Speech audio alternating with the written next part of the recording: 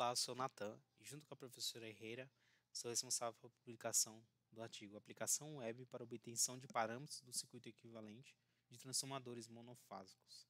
Então, essa aplicação web é um objeto de aprendizagem que permite ao aluno calcular certos parâmetros e obter esses parâmetros visualmente, esses parâmetros do transformador monofásico. Bom, o que é um objeto de aprendizagem? Objeto de aprendizagem, segundo Braga, é todo objeto digital que possa ser reutilizado ou referenciado na aprendizagem apoiada pela tecnologia.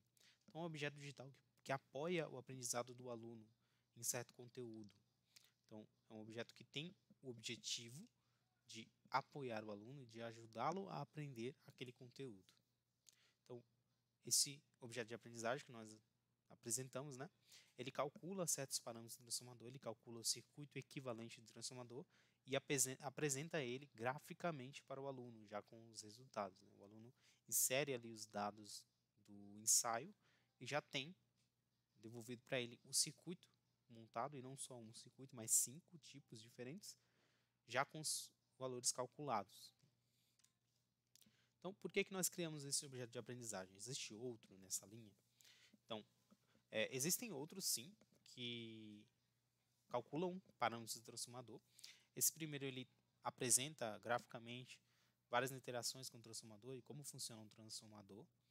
Esse segundo calcula parâmetros do transformador usando o MATLAB. Esse terceiro faz simulações e vários cálculos no transformador, mas não apresenta graficamente para o aluno o circuito equivalente. Este quarto, ele calcula, tem uma interface gráfica e apresenta para o aluno o circuito equivalente, mas ele só funciona dentro da plataforma Microsoft Excel.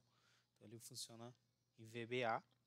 Então, o aluno precisa ter o Excel, uma máquina com o Excel, para poder fazer os cálculos, né? Para poder usar o objeto de aprendizagem. E qual é a grande vantagem desse objeto desenvolvido nesse trabalho? É que ele não precisa disso, o aluno não precisa disso. Ele oferece uma interface gráfica, ele oferece os cálculos e também oferece de forma gráfica os resultados para o aluno. Mas ele pode ser executado em qualquer navegador, em qualquer dispositivo que possua um navegador que possua recurso a JavaScript. Ele foi escrito como uma aplicação web. Então, o aluno é capaz de entrar pelo computador, é capaz de acessar pelo celular, é capaz de acessar por um tablet e etc. Então, o transformador ele tem um circuito equivalente e ele tem perdas, porque quando o aluno estuda a primeira vez o transformador, ele é introduzido a um transformador real, que não possui perdas. Então, a mesma potência que entra é a mesma potência que sai. Mas na vida real não é assim. O transformador ele tem perdas. E essas perdas nós representamos elas com componentes, não são componentes reais, são componentes virtuais, mas que representam as perdas que acontecem ali realmente no transformador.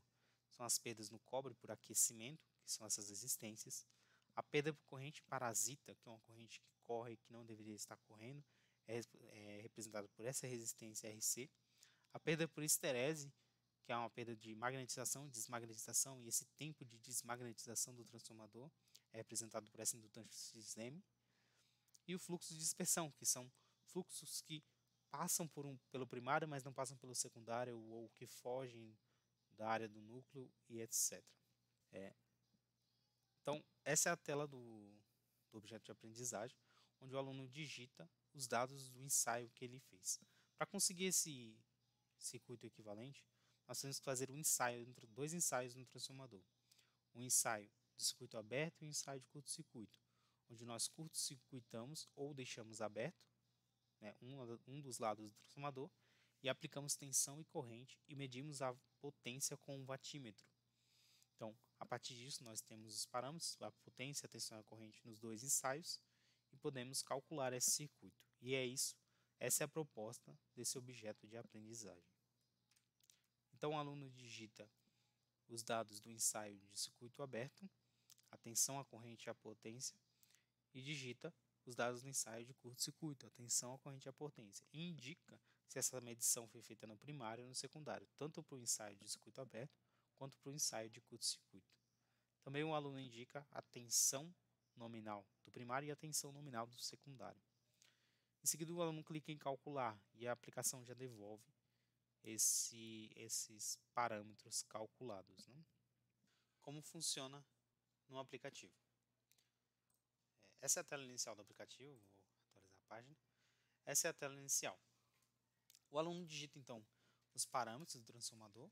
Vou colocar aqui parâmetros aleatórios, né, para a gente ver o funcionamento.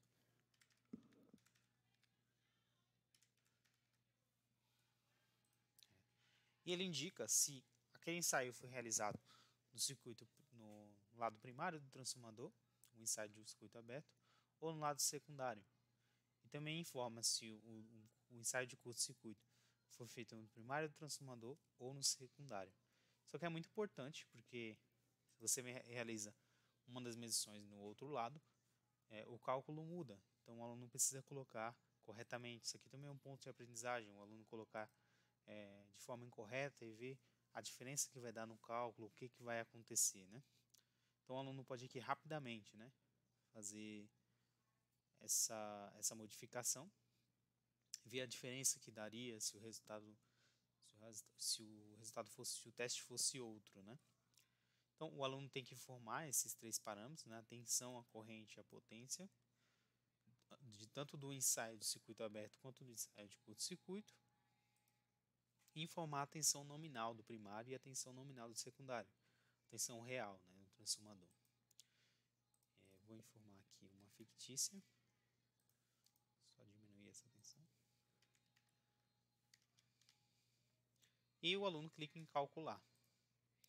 Quando o aluno clicar em calcular, o aplicativo já devolve graficamente para ele o circuito com os respectivos valores de cada um dos componentes que são fictícios, né? Então, devolve que existe uma resistência de 330 miliohms aqui no enrolamento primário, existe uma resistência de 0,04 miliohms aqui no enrolamento secundário, isso isso é o circuito real, né? Também o aluno consegue ver o circuito T primário, o circuito T secundário, que é uma simplificação, né, do circuito real, e o L primário e L secundário. Esse primário e secundário significa que é visto de um dos lados do transformador. Então, V1 aqui, que é do lado do secundário, V1 é 16 volts. E já no primário, V1 é 1,5 volts. Significa que, vendo do lado do secundário, esses são os parâmetros. Vendo do lado do primário, estes são os parâmetros para o mesmo transformador. Então o aplicativo exibe aqui para o aluno.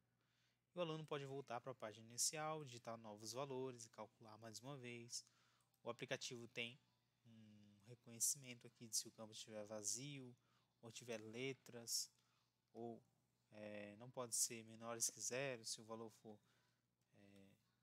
negativo, ou se o valor for zero, né? O aplicativo está blindado contra isso, o aluno não consegue colocar uma informação que não convém, né? E aqui tem esses botões de teste, onde o aluno pode já ver valores automáticos, já tem valores pré-cadastrados, para o aluno ver aqui o funcionamento do aplicativo. Ele pode voltar e ver outro, e ver como é que funciona o aplicativo, né? Aqui é o teste de circuito aberto no primário, o teste de curto-circuito no primário.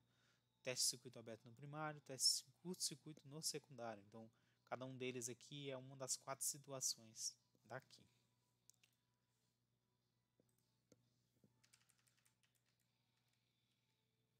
Então, a respeito dos usuários, foi feita uma pesquisa, uma avaliação entre os alunos que utilizaram tanto o Microsoft Excel quanto a versão web, a versão website.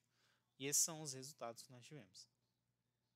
Então, muitos na versão Excel responderam que o aplicativo era ótimo e responderam que ele era bom, mas também alguns disseram que ele é aceitável no sentido da aparência. Então, que ele é ótimo, tem uma ótima aparência, outros disseram que era bom, outros disseram que é aceitável, é um feio arrumado, né? Já na versão web, todos disseram que era bom, está no caminho certo. Não houve essa crítica do que há um feio arrumado. Também ninguém achou ótimo, não achou a 8ª maravilha do mundo, como está aqui, mas que ele está no caminho certo, né? E a respeito da funcionalidade, na versão Excel, muitos disseram que ela era ótima e intuitiva. Alguns disseram que era bom e a tela de cálculos é bem intuitiva, mas muitos disseram que ela é aceitável e que a tela de cálculos não é muito intuitiva. Já na versão web, muitos disseram que era ótimo, então era muito intuitiva, que facilitou a vida, e o resto disse que era bom, que é bem intuitiva, e não houve uma crítica de dizer que não é muito intuitiva. Então os usuários de fato acharam a versão web mais intuitiva. Por fim, então é isso. Agradeço você ter visto o vídeo até aqui. Agradeço por ter lido o artigo. Se você não leu, leia. E muito obrigado. Abraço.